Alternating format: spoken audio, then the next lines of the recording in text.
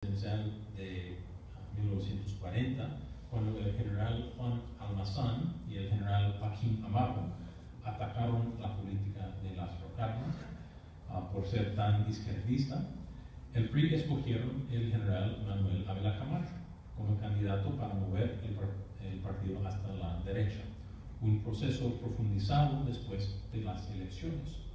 En contraste con su predecesor, Ávila Camacho dijo públicamente "soy creyente" y empezó un cambio en la política de su gobierno hasta la derecha. Muchos historiadores ven en esos eventos la destrucción de Almazán y de sus asociados y la ganancia por fraude de Ávila Camacho y el PRM. Cierto que esos elementos tienen su aura de verdad, pero para mí veo que en una forma Almazán y Amaro sí ganaron algo en las elecciones de 40, no la presidencia, sino un cambio concreto en la política del presidente peronista, Ávila Camacho. Es una victoria media oscura, parcial, pero analizo que las fuerzas de la derecha provocaron un movimiento en la plataforma política oficial del PRI, del PRM, y eso es un tipo de victoria. En cuanto a la alegoría del Rivero, el PRI aprendió, el PRM aprendió en 1940 que no pudo seguir con la política cardenista y que no pudo ignorar las tendencias disidentes de altos oficiales del ejército. El PRM inició varios cambios en la forma del registro de partidos políticos para obstruirlos e iniciaron métodos para limitar la participación de militares en procesos electorales. Un ejemplo fue el uso frecuente del sistema de licencia para dar permiso a militares para actuar en la política. Supuestamente fue un permiso temporáneo y el oficial pudo resumir su mando después de su acción política. En la actualidad, solo los militares adheridos al PRM recibieron licencia limitada. Disidentes fueron sorprendidos con decretos de licencia ilimitada, perdiendo su mando, su salario, a veces su pensión, después de montar una campaña en contra del partido oficial. El Rivero, probado por los aguas, arreglado y reforzado donde necesita después de una inundación. El proceso, en mi vista, era simbiótica. El PRI desarrolla mecanismos para controlar la política en contra de los retos de los disidentes. Así, mi visión amplia de la política mexicana a mediados del siglo XX, que aún el partido oficial pasó por una larga curva de aprendizaje en cómo manejar la política, una lección dada por los disidentes al partido oficial. Mi tema hoy, inteligencia y poder, está vinculado con la historia del ejército mexicano en el siglo XX. Entonces, quiero entrar en una corta discusión del desarrollo de las Fuerzas Armadas para entender bien el vínculo. El hecho evidente que los militares salieron de la política en los 40 y 50 del siglo XX subraya una estrategia de los élites civiles dentro del partido oficial para agarrar el control del partido, es decir, el control de elecciones y poder oficial. La conquista de la presidencia por civiles, empezando con Miguel Alemán en 1946, fue una parte complementaria al desarrollo de los servicios de inteligencia y crucial para la transformación de la política mexicana. Al empezar, quiero enfatizar que México es un caso excepcional. Por vista comparativa, podemos ver que las Fuerzas Armadas de México no evolucionaron como las de otros países latinoamericanos en el periodo de la posguerra, cuando todos los países latinoamericanos pasaron por al menos un gobierno militar o un golpe de Estado o el intento de estallar un golpe, y cuando todos los otros países latinoamericanos lidiaron con un alto nivel de actividad política desde los cuarteles, México no. O sea, las Fuerzas Armadas de México han sido concentradas en otras misiones en vez de la política. o las elecciones, o el gobierno nacional. ¿Cómo es? En el periodo de la posguerra, después de 45 y hasta el presente, las Fuerzas Armadas mexicanas han disfrutado de una égida, aegis, estadounidense.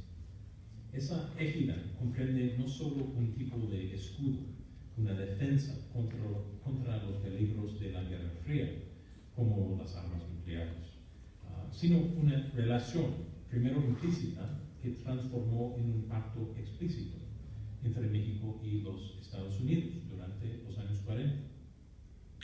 Usualmente mencionamos la posición de México relativo a los Estados Unidos en una forma negativa, en una forma porfiriana, sobre México, tan lejos de Dios y tan cerca de los Estados Unidos. Pero en el periodo de la posguerra, y especialmente durante la Guerra Fría, los líderes, los élites mexicanos, civiles y militares, comprendieron que México se ubicaba en un espacio muy particular, un espacio que se puede aprovechar tan cerca de los Estados Unidos. ¿Por qué los intereses de los Estados Unidos, derivados de la doctrina Monroe, tendieron a expandir la influencia directa por varios medios en el hemisferio?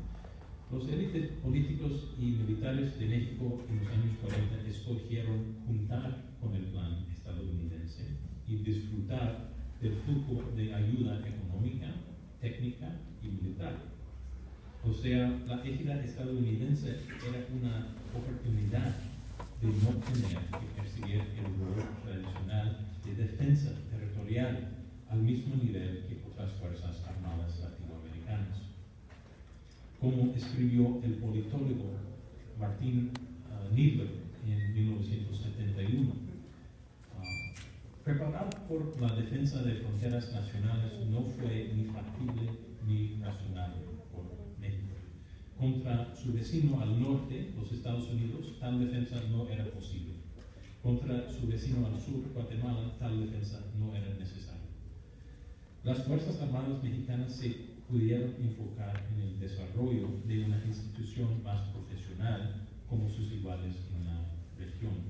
Es la ganancia de la égida por la institución castrense mexicana. La educación militar cambió en los años 20 y 30, enfatizando los conceptos de la protección del Estado revolucionario y lealtad a la nación. Ese cambio fue obra del general Joaquín Amaro, entre otros, y creó un fundamento para el ejército moderno mexicano. Ahora, todos los ejércitos tienen un sentido pretoriano.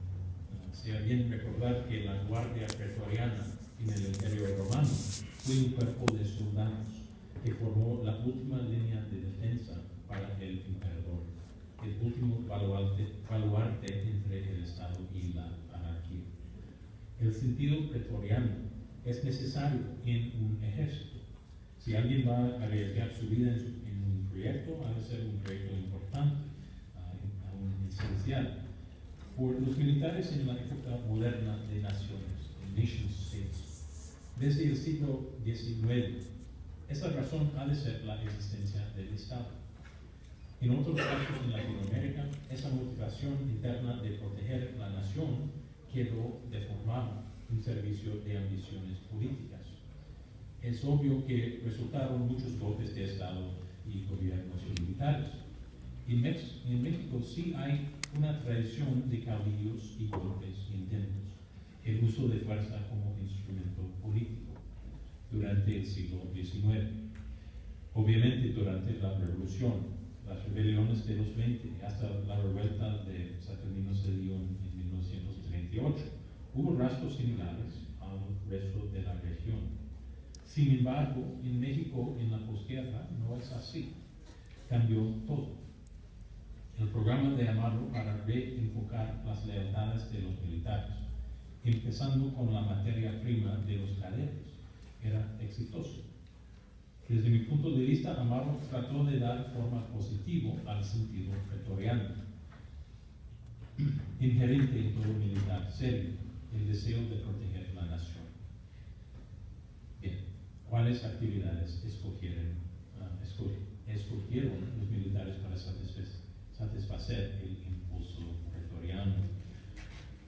Primero, hay mucha evidencia que los militares no salieron del mundo político en México. Hubo militares en los gabinetes, aún en números reducidos después de los 40. Hubo militares participando en elecciones y funcionando como candidatos a puestos políticos, siempre después de pedir licencia. Hubo militares quienes tuvieron mucho éxito en el mundo de negocios, o sea, los militares sí tuvieron un papel similar a otros países latinoamericanos, siempre que las Fuerzas Armadas mexicanas nunca salieron de los cuarteles para involucrarse en la política electoral. Miguel Alemán ha funcionado como secretario de Gobernación durante el gobierno de Manuel Ávila Camacho. Y en ese periodo de la Segunda Guerra Mundial, la urgencia, la insistencia de los Estados Unidos en cuanto a la colección y entrega de inteligencia era muy alta. Era evidente más en México que en los otros países latinoamericanos, donde hubo actividad de agentes del eje, con la excepción posible de Brasil. El Abwehr, el Servicio de Inteligencia Extranjera de Alemania, fue al mismo nivel de capacidad y aptitud como los servicios de los estadounidenses y los británicos. Las agencias de Estados Unidos y Inglaterra tuvieron quizás más personal y mejores presupuestos, pero los alemanes fueron más avanzados en cuanto a la organización y estrategia. El Abwehr operó dos sistemas de inteligencia en México durante la Segunda Guerra Mundial. Esta duplicación de labores fue estratégica. Si un sistema fuera expuesto o perdido, hubiera otro sistema todavía funcionando. Por los intereses económicos de los alemanes, fue posible que los agentes del Abwehr pudieran pasar como hombres de negocios, de abogados, de visitantes, de todo tipo de cubierto de sus actividades de espionaje. Y los alemanes practicaron espionaje a un nivel muy alto en términos de técnica. Un ejemplo es un caso de micropuntos, el Microdata Case de 1941 y 42. La sección de inteligencia británica, trabajando en Bermuda, descubrió que unas cartas saliendo de México con destino en Alemania contuvieron mensajes secretos, llevados en puntos de mínima escala. Esos micropuntos se escondieron en la franquicia postal o en varias partes de la carta misma, como la fecha o la firma, hasta la puntuación. Con magnificación, los británicos pudieron recuperar los mensajes cifrados, descifrarlos y compartir la información con sus aliados en los Estados Unidos. Fue obvio que las agencias mexicanas no fueron iguales a los agentes del Abwehr. Durante la Guerra Mundial, Alemán tuvo autoridad sobre el mayor servicio de inteligencia dentro de la Gobernación, la Dirección General de Investigaciones Políticas y Sociales. Ese servicio de inteligencia se fundó durante la Revolución por el gobierno carrancista y tuvo una juventud bastante difícil. No era muy profesional en su técnica ni en sus resultados. Como mencioné, cuando brotó la Segunda Guerra Mundial, el gobierno estadounidense y el FBI de Hoover no confió mucho en los agentes mexicanos. Alemán, en gobernación, pasó la Segunda Guerra Mundial contestando los mensajes, siempre urgentes, de Hoover, y se dio cuenta que los agentes mexicanos encargados de coleccionar y procesar información no tuvieron la competencia profesional adecuada. Era una falta de entrenamiento. Por eso, los Estados Unidos entró en un pacto con México durante la guerra para proporcionar ayuda a los agentes mexicanos. En realidad fue la política del gobierno estadounidense en todo el hemisferio soportar las agencias nacionales con equipo, recursos